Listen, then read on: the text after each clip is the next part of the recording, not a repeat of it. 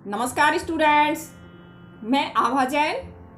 आज के वीडियो में हम पढ़ेंगे क्लास 9th का चैप्टर 3।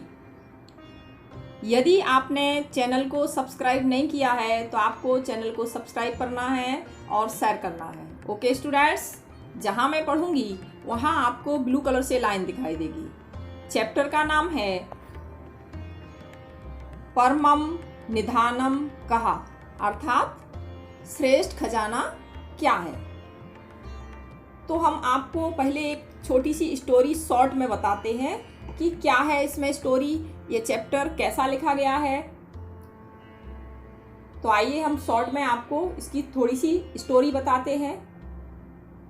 जो 11th सेंचुरी थी उसमें मालवा में, मध्य प्रदेश में राजा भोज का शासन था और उनकी नगरी का नाम धारा नगरी था और वो बहुत कीर्ति प्राप्त थे, यानी उनकी प्रसिद्धि चारों तरफ थी और उनकी राज व्यवस्था बहुत सुंदर थी। वो न्यायप्रिय थे, कुशल थे और विद्वानों का आदर करते थे। जो विद्वान होते थे उनका बहुत आदर करते थे। इसलिए कवियों ने अपनी कहानियाँ की, जो वो कहानी लिखते थे तो उन्होंने राजा भोज को पात्र बनाकर कहानी लिखी है उनके प्रसंगों के बारे में। और राजा भोज की ऐसी कहानियां संस्कृत में लिखी गई हैं। उनका एक संग्रह है भोज प्रबंध। उसमें उनसे रिलेटेड बहुत सारी कहानियां हैं जिसमें राजा भोज को केंद्र में रखकर अनेक घटनाओं का वर्णन किया गया है, जिसमें काव्यात्मक चमत्कृतियों से पूर्ण अनेक पद लिखे गए हैं। इसके उपरांत अलग अलग समय के कवियों ने जो अपनी कविताएं लिखी हैं, कहानियां लिखी हैं और उन कहानियों में राजा भोज को एक पात्र के रूप में लिया है।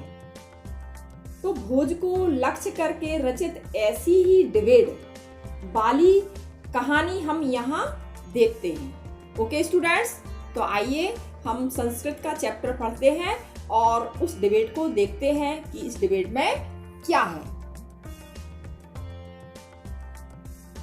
फर्स्ट लाइन देखेंगे।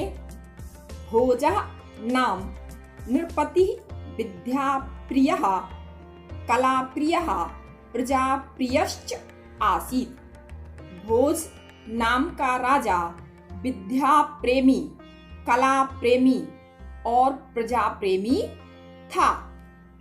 अतः तस्य राजसभायां दूरदेशात् अनेके विद्या विशारदः पंडितः समागच्छन्ति स्म।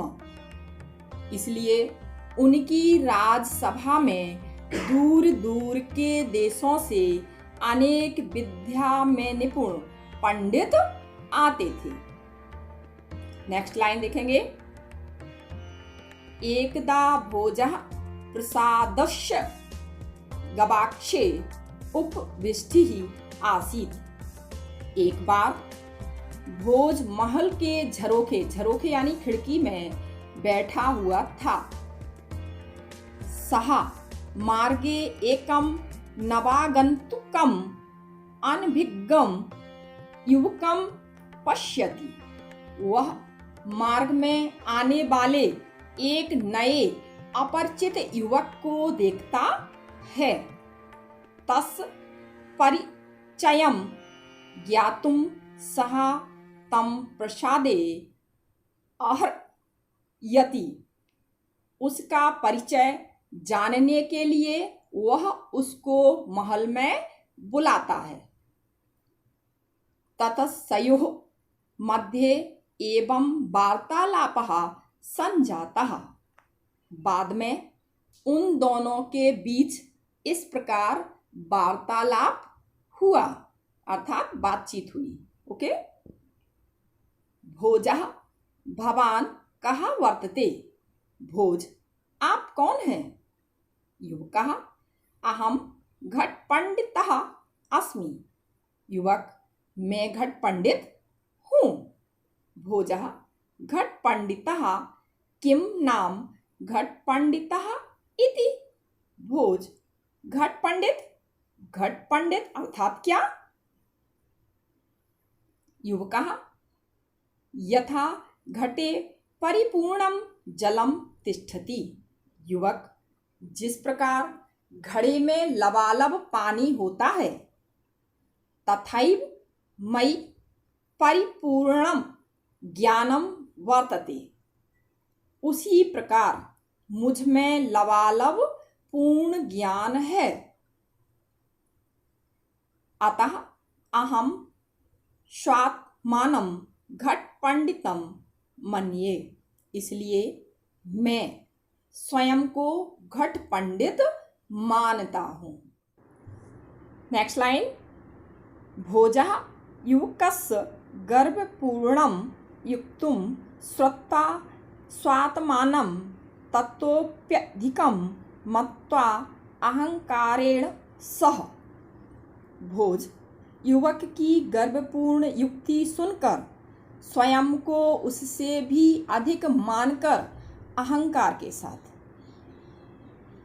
यदि त्वं घटः असि तर्हि अहं मुद्गरत्वेन वर्ते। यदि तुम घड़े हो तो मैं मुद्गर अर्थात हथौड़े के रूप में व्यवहार करता हूँ। Next line. मुद्गरः स्वकीयेन प्रहारेण घट विनाशयति। मुद्गर अपने प्रहार से घड़े को विनाश करता है। ओके, आगे देखेंगे। अहमपि घट रूपम भवंतम विनाशयामि। मैं घड़े रूप में तुम्हारा विनाश करता हूँ। Next line. युवकः, यदि भवान मुद्गरत्वेन वर्तिष्ये तर्हि अहम अग्नि भवामि। युवक, यदि आप मुद्गर के रूप में व्यवहार करोगे तो मैं अग्नि बनता हूँ। दहन कर्म अग्नि भूत्वा मुद्गरम भस्म करिष्यामि। जलाने का काम करने वाली अग्नि बनकर मैं मुद्गर को भस्मीभूत कर दूंगा। नेक्स्ट लाइन देखेंगे। भोजः त्वयं यदि वह्नित्वेन वर्तिष्यसे तर्हि अहम वृष्टिः भविष्यामि। भोज, यदि तुम अग्नि के रूप में व्यवहार करोगे तो मैं वर्षा बनूंगा। आगे देखेंगे। वृष्टिः पुरतः वह्निस्थातुं न शक्नोति। बरसात के आगे अग्नि खड़ी नहीं रह सकती। ओके, नेक्स्ट लाइन देखेंगे। तथा त्वमपि मम पुरतः स्थातुं न शक्नोषि। उसी प्रकार तुम भी मेरे सामने खड़े नहीं रह सकोगे। नेक्स्ट लाइन देखते हैं। युवकः वृष्टिं तु वायुः स्वबलेन यत्र कुत्रापि वह्नियुत मरहति। अर्थात युवक, बरसात को तो पवन अपनी शक्ति से जहाँ कहीं बहा ले जा सकता है। आगे देखेंगे। वृष्टि रूपम भवन्तमहं वायु भूत्वा एतः ततः बहिष्यामि। अर्थात बरसात रूप से स्थित आपको मैं पवन बनकर इधर उधर बहा ले जाऊंगा। आगे देखेंगे। भोजः यदि भवान वात्वेन वर्तिष्यते तर्हि अहं वायुभक्षकः भुजगः भविष्यामि। भोज, यदि आप पवन के रूप में व्यवहार करोगे तो मैं पवन को खाने वाला सर्प बनूंगा। नेक्स्ट लाइन, भुजगः सन सततम वायु रूपम भवंतम भक्षिष्यामि। सर्प होते हुए मैं सतत पवन रूप आपको खाऊंगा। नेक्स्ट लाइन, युवकः भवान यदि सर्पः भविष्यति तर्हि अहं सर्पभक्षको गरुणो भवामि। युवक, यदि आप सर्प होगे तो मैं सर्प को खाने वाला गरुण बनूंगा। ओके। नेक्स्ट लाइन, भोजः वाक्केली वर्धयन अर्थात वाणी का खेल बढ़ाते हुए। त्वं यदि गरुणः असि, यदि तुम गरुण हो, तर्हि अहं चक्रधारकः विष्णुः, तो मैं चक्रधारी विष्णु हूं। विष्णु गरुणारूढ़ भवति, विष्णु गरुण पर सवार होता है। नेक्स्ट लाइन, युवकः मनसा विष्णु प्रणम्य च पांडित्यम प्रदर्शयन् अग्रे वदति। युवक मन से विष्णु को प्रणाम करके पंडिताई दिखाते हुए वह आगे बोलता है। यदि भवान चक्रधारः विष्णु तर्हि अहं भवता मस्तकस्य उपरि शोभमानं मुकुटम अस्मि। यदि आप चक्रधारी विष्णु हो तो मैं आपके मस्तक पर सुशोभित मुकुट हूँ। मुकुटम सदा मस्तकस्य उपरि एव संतिष्ठे। मुकुट हमेशा मस्तक के ऊपर ही रहता है। ओके।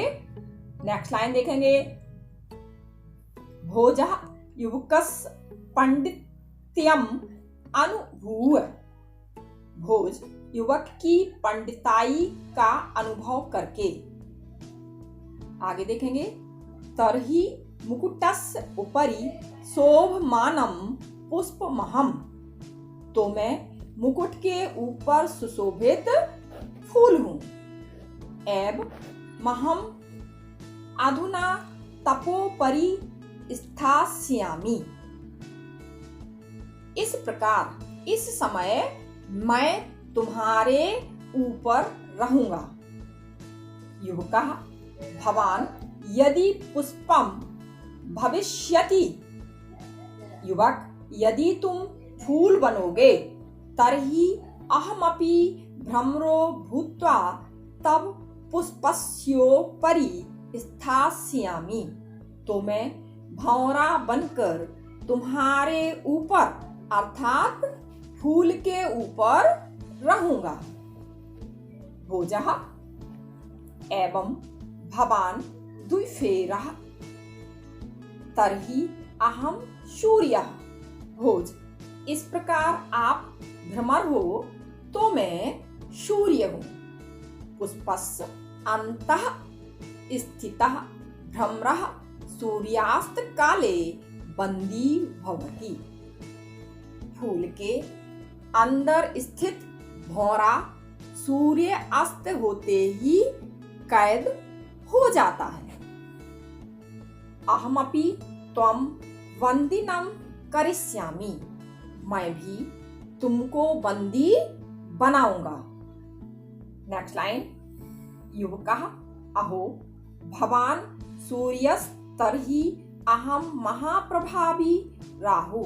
युवक, वाह, आप सूर्य हो तो मैं महाप्रभावशाली राहु हूं।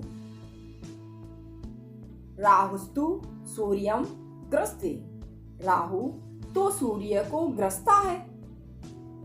भोजः किंचित उच्चैः, भोज जरा ऊंचे स्वर में। भवान राहुश्चेत अहम राहु रूपाय तुभ्यम दानम दास्यामि, यदि आप राहु हो तो मैं राहु रूप में स्थित तुमको दान दूंगा। दान ग्रहेणेन तवायम गर्वः निश्चयेन शान्तः भविष्यति। दान लेने से तुम्हारा यह गर्व निश्चित रूप से शांत होगा। युवकः विहस्य चातुर्णे, हंसकर के चतुराई से। जो युवक है वो चतुराई के साथ हंसकर बोलता है। यदि भवान दानी तरहि अहम संतुष्टः, यदि आप दाता हैं तो मैं संतुष्ट हूँ।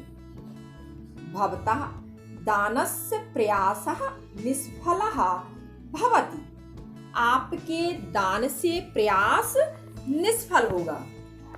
सर्वतः अलुब्धः अहम भवतः दानम न ग्रहीष्यामि, हर प्रकार से निर्लोभी मैं आपका दान स्वीकार नहीं करूंगा। Next line. एव मूत्रोत्तरम विवादर्तयो भोज युवकयोः मध्ये यदा संतोषः विषयः समुपस्थितः तदा समागते संतोषे सर्वं शांतं भवति। अर्थात इस प्रकार उत्तरोत्तर विवाद में तल्लीन भोज और युवक के मध्य जब संतोष का विषय आया तब संतोष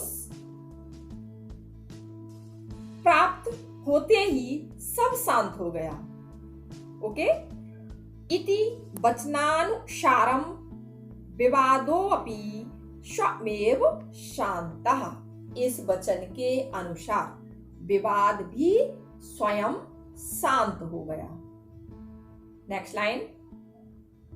अन्ते चतुरम ज्ञानेन गुणेन च उपेतम तम पंडितम युवकम प्रणम्य धाराधिपति भोजराजः अवदत्, आई घट पंडितः। अंत में चतुर ज्ञान और गुण से युक्त उस पंडित युवक को प्रणाम करके धारा देश के स्वामी राजा भोज ने कहा, अहो घट पंडित। नेक्स्ट लाइन पढ़ेंगे। गुण पूज के धारा देशे भवतः स्वागत मस्ती, गुणों के पुजारी ऐसे आपको धारा देश में स्वागत है। आगे देखेंगे। भवान विजयी जाता, आप विजयी हुए। संतुष्टम जनम न को अपि राज पराजेतुर्मर्हति, अर्थात संतुष्ट व्यक्ति को कोई हरा नहीं सकता। क्या लिखा है? संतुष्टम जनम न को अपि पराजेतुर्मर्हति, अर्थात संतुष्ट व्यक्ति को कोई हरा नहीं सकता। नेक्स्ट लाइन देखेंगे। यतो हि संतोष एव पुरुषस्य परम निधानम वर्तते, अर्थात क्योंकि संतोष ही पुरुष का श्रेष्ठ खजाना है। तो इस स्टोरी से हमें क्या पता चलता है? दोनों की वाद विवाद जो डिबेट हुई है उससे हमें पता चलता है कि हमें ये शिक्षा मिलती है कि हमें हर चीज में संतोष रखना चाहिए। संतोष ही हमारा सबसे बड़ा खजाना है। ओके। संतोष करने से हम हमेशा अपने जीवन में विजयी होते हैं। ओके, बाय स्टूडेंट्स, अगले वीडियो में हम फिर मिलेंगे।